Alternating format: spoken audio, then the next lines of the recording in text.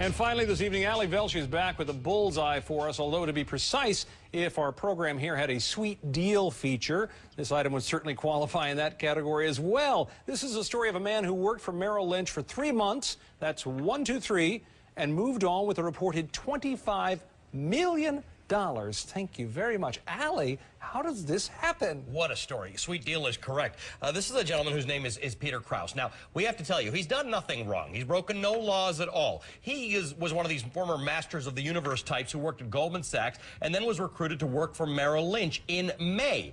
He delayed his start until September, and within a couple of days of starting, Merrill Lynch, in the midst of that financial crisis, was sold to Bank of America. But Peter Kraus organized something in his contract with Merrill Lynch that said if the company were to change ownership, he'd get a $25 million payout. I've worked out that sort of deal, Tom. If you leave this place, I'm getting a big payout. $25 million. So a couple days after he arrives, the bank is sold through no doing of his own. He hangs around till December because that's the sweet thing to do if you've been given $25 million. Now he's off to head another investment firm. He left a few days ago.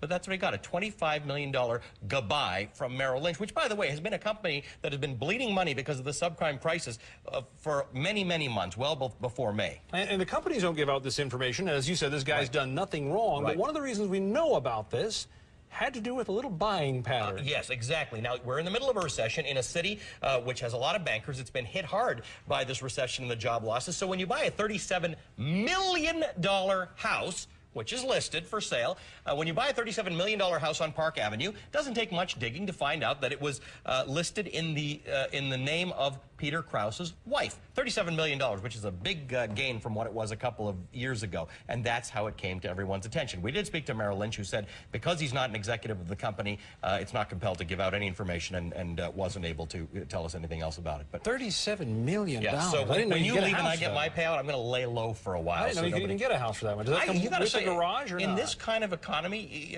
I didn't know why, but for $37 million, I think you could buy a block. But apparently, but again, this was normal business on Wall Street. Well, that's the point of this. It's not this. Peter Kraus did nothing wrong.